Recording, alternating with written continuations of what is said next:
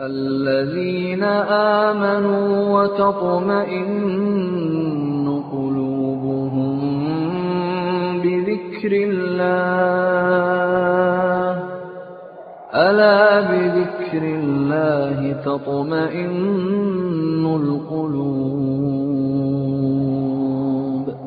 ألا بذكر الله تطمئن القلوب. بسم الله الرحمن الرحيم. الحمد لله والصلاة والسلام على رسول الله وعلى آله وصحبه ومن والاه. أيها الأحبة، أسأل الله العظيم أن يجعلنا جميعا من الذاكرين الله كثيرا والذاكرات. عبادة عظيمة ويسيرة وسهلة، عظيمة الأجر، عظيمة الفضل، عظيمة المكانة، ولذكر الله أكبر من كل شيء. فاسعوا إلى ذكر الله، هكذا يقول فاسعوا إلى ذكر الله. الله كم نحن نملك من الكنوز ما لا يعلمه إلا فاطر السماوات والأرض، ولكن التفريط الكبير.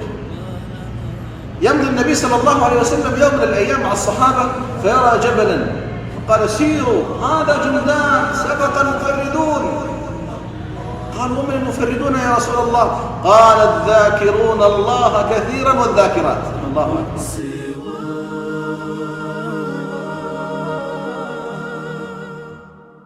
ربنا رب القلوب وهو علام الغيوب. في الشروق سبق في الدنيا سبق وفي الآخرة سبق، في الفضل سبق وفي الأجل سبق وفي المكان سبق وفي كل خير سبق. وهو علام الغيوب. في الشروق وفي الغروب نوره يهدي العصا.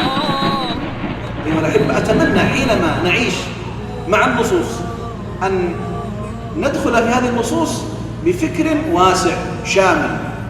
كثير منا حينما يقرأ نصا فإنه ينظر إلى ظاهره فقط القريب، لا يريد أن نتوسع حتى نعرف. قال سبقوا، وهذه كلمة مجملة، سبقوا في كل شيء. نعم، الذاكرون الله كثيرا والذاكرات. أقول أيها الأحبة، ذكر الله عز وجل توفيق من الله، ولذلك كلما كنا نذكر الله كلما كنا أقرب إلى الله سبحانه وتعالى، لأن الله إذا ذكرته ذكرك، وإذا شكرته زادك، وإذا استغفرته غفر لك. كل هذا من الذكر. يوم من الأيام النبي صلى الله عليه وسلم يخرج في المسجد ويجد مجموعة من الصحابة قد تحلقوا، فيسألهم صلى الله عليه وسلم ما الذي أجلسكم؟ قالوا يا رسول الله جلسنا نذكر الله ونحمد الله على ما من به علينا. فقال الله ما أجلسكم إلا هذا؟ قالوا الله ما أجلسنا إلا هذا. قال الله ما أجلسكم إلا هذا؟ قالوا الله ما أجلسنا إلا هذا. في الثالثة الله ما أجلسكم إلا هذا؟ قالوا الله ما أجلسنا إلا هذا. يعني أسألكم بالله، أستحلفكم بالله. فقال صلى الله عليه وسلم اسمع يا رعاك الله، أما إني لم أستحلفكم تهمة لكم أبدا، وإنما جاءني جبريل يخبرني أن الله عز وجل يباهي بكم.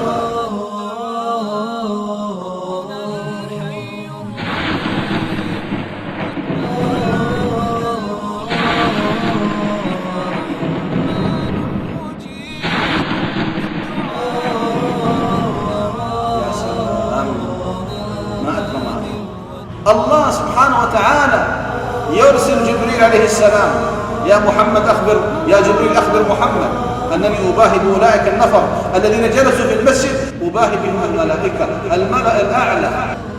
لماذا لا نستشعر هذه المعاني؟ لماذا لا نحرص على الذكر ومجالس الذكر وحضور مجالس الذكر؟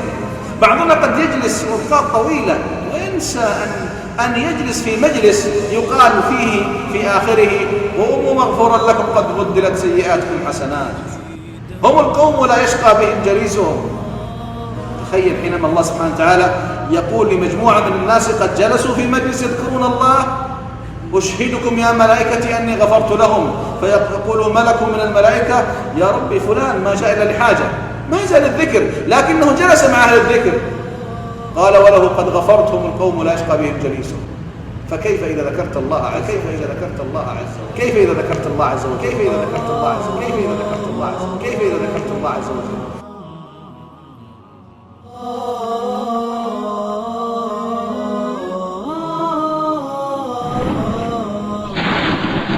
ولذلك يا إخوتي وأخواتي أتمنى أن نجعل لأنفسنا برنامج عملي، لأن النبي صلى الله عليه وسلم سن لنا أذكار الصباح وأذكار المساء، سن لنا ذكرا في كل عمل نعمله.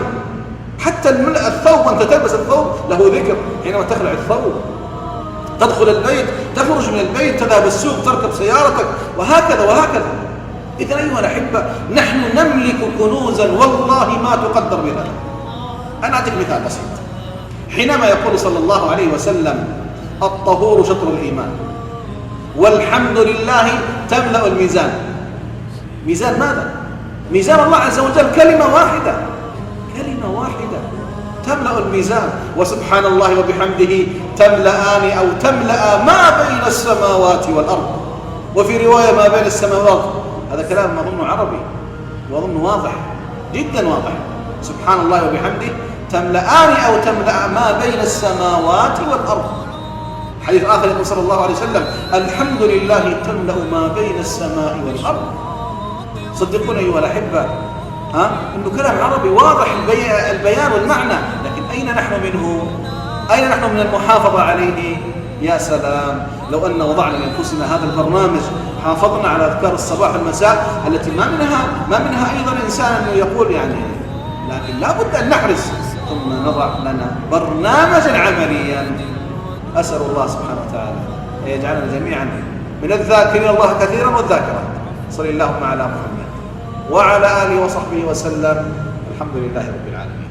الذين آمنوا وتطمئن قلوبهم بذكر الله ألا بذكر الله تطمئن القلوب.